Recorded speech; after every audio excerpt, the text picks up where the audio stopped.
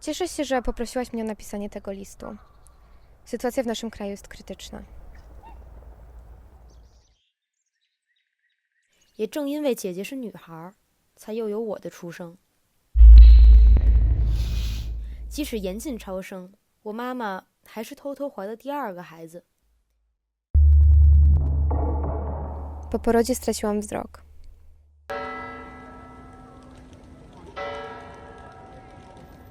Byłam pierwszą kobietą, która wystąpiła z powodu tego, co mi się stało do Strasburga.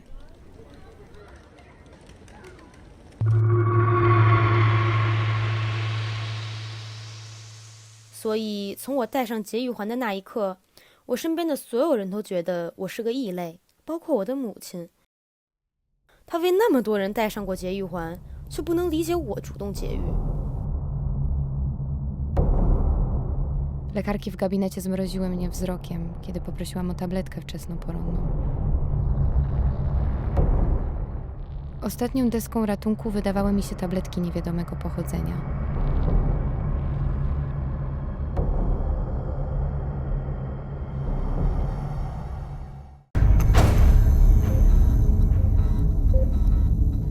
Hi, and welcome to Soho Live Spotlights. I'm Vanessa Ayiku, and I've been joined today by Julia, the mind behind Inanimate Objects.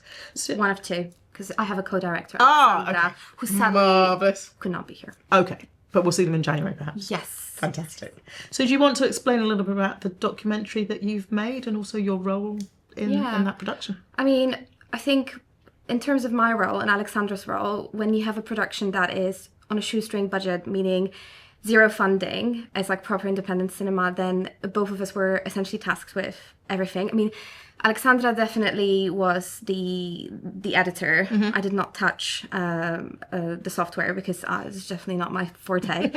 And I've done a little bit more producing in terms of like getting stuff, getting the material, even shooting the material. I mean, I had to do it. Not ideal, but I did have to do it.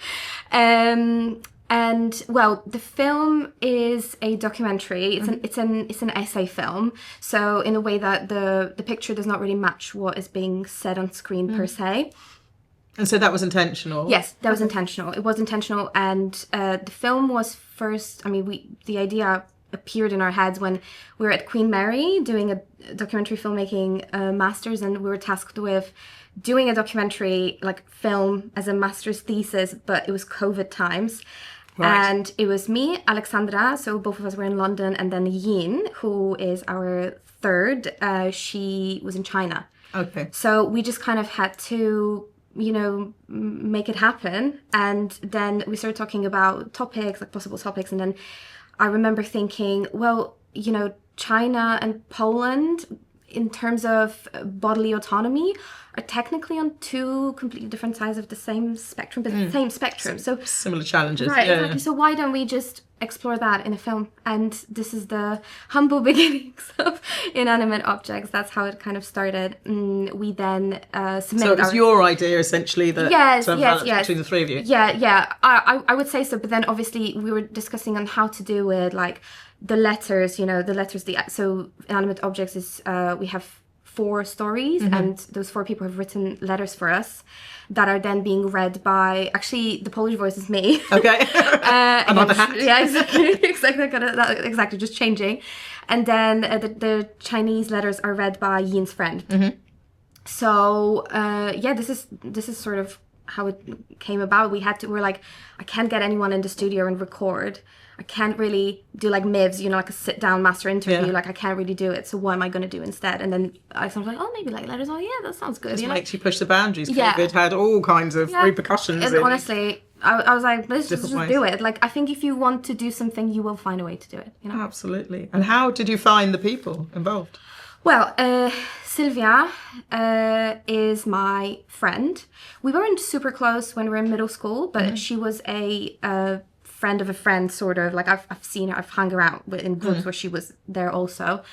But we weren't super close. But then when we got older, and obviously now she's got a child, I kept in touch with her, just kind of, oh, how are you, you know, this and that. And then when this idea of the film popped into her head, I was like, oh, this would be great if we could talk about it. She was, and she was very open to it. Okay, great. Then Alicja. So Alicja is a very well-known person in Poland in terms of like reproductive rights. This is the lady that sadly passed away, and she passed away while we were making the film. Wow. So when we, obviously read the news, it like broke our hearts because, the official news is that Alicja has passed away due to COVID complications, but we know full well that she's been ill, and I don't know who's going to watch the film, who's not going to watch the film, but she essentially had almost lost her sight already before her third pregnancy, and then despite being on contraception, she got pregnant again, and she was refused an abortion, and she had her child, and that's basically her story, and then she passed away. Wow.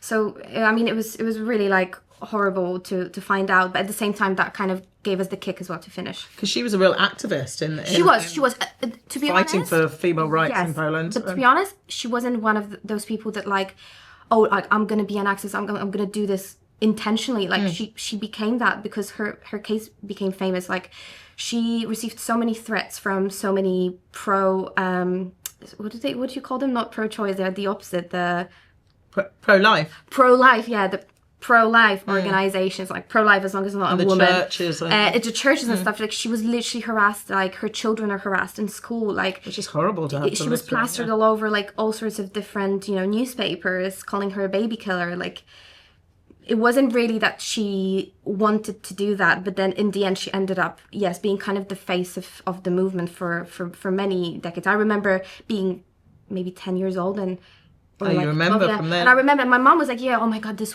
poor woman, like look what happened to her.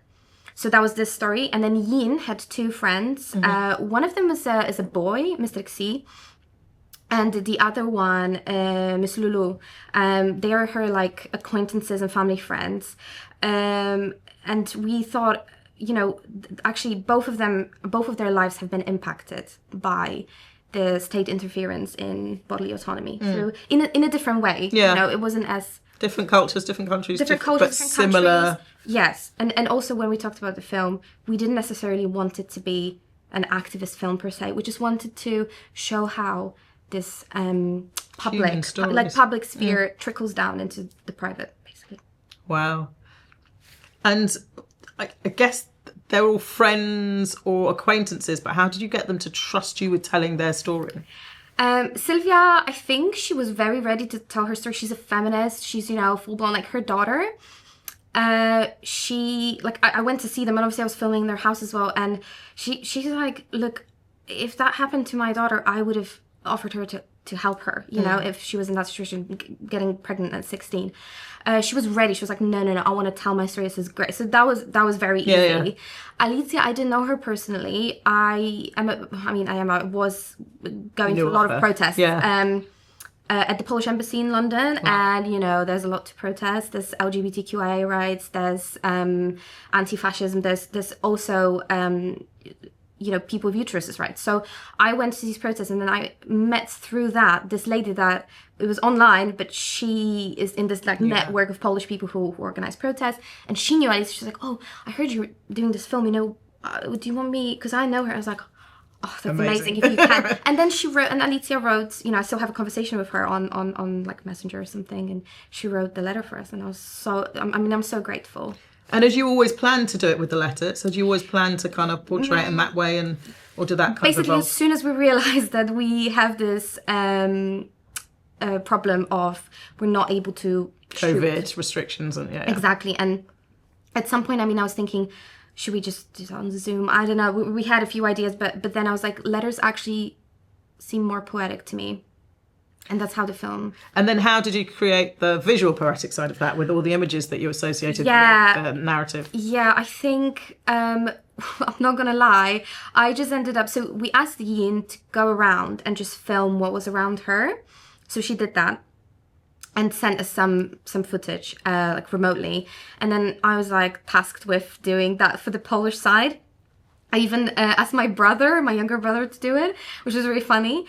So we just shot quite a lot and then had to narrow it down because a lot of it was just not super relevant or wasn't super good quality. Like, I'm no DOP, so let's just say it was kind of us working with whatever we could work with. Yeah. But it was intentional in the sense that inanimate objects, so a lot of like inanimate objects being shot. Right, okay. And hence the name of the film. Yeah. So with regards to the subject matter and obviously it being a worldwide attention issue, what do you see happening with your film that will help raise awareness or change people's minds or make people more conscious of the challenges and the abuse of women's personal space? Exactly. Well, we've already had at these few festivals that we did before this one, we had people go, oh my God, I didn't know that was happening in Poland, you know? I think especially that China has changed the law since then. This is very important to say. The one-child policy, they have abandoned that. Not to say that it's now a country free of, you know, patriarchy and discrimination against women, because it's not true. But in terms of Poland especially, we've had these people be like, wow, like now we were in Brussels just this weekend and we're screened at the Brussels Women Film Festival. And some people came up to us later and they're like, oh my God, like I didn't know that was happening still. And I'm like, non-stop, never a break. So that's the one thing. But the other is to have these stories kind of, well, I wouldn't say that our film is going to go and get like screened and, you know, view, but to have those stories permanently like there to access in people's consciousness. And I mean, the for me also the biggest thing that we've achieved is that the daughter that Alicia had, and then, you know, that's the child that she kind of wants to work because she literally lost her eyesight. Afterwards, her name is Julia actually, and I got in touch with her and she went to see the film at Her Dog's Forum Festival in Warsaw, and she was like, oh my God, it was so good to, you know, see my mom's story, and she was just grateful. So I don't know how much is going to come out of it. I think documentary films, there's some no boundaries, would you say, the limits to you know what we're able to achieve. I think. What would you like to do with it? Where would you like to see it in women's groups, or I think what forums would you expect at schools? I think it would be great. Yeah, I think it would be great if it could be screened, you know, absolutely free of charge, like at any sort of women's rights, people with uterus rights organizations, where people can just access this film and see these stories. I was also thinking about maybe just trying to put it out once we do the festival circuit. Then maybe just putting it out there and again sharing these organizations so that they can keep it for whenever they need to use it. I mean, it's an amateur documentary, but I do think that these stories are quite powerful, and that's what they're about. And it's eye-opening, like you say, when people are coming up and going, I didn't realize it's still happening. So yeah. Well, we're happy to be part of that journey and mission for you by screening it in January. We're really looking forward to you coming back then. Yes. Absolutely. Well, thank you for coming in to talk to us. You. And we will see you in January at Soho Lift. Thank you. Thank you so much. Thank you. And you guys can see the film as well. That's Soho Lift 2026 in January, 16th to the 18th of January. See you then.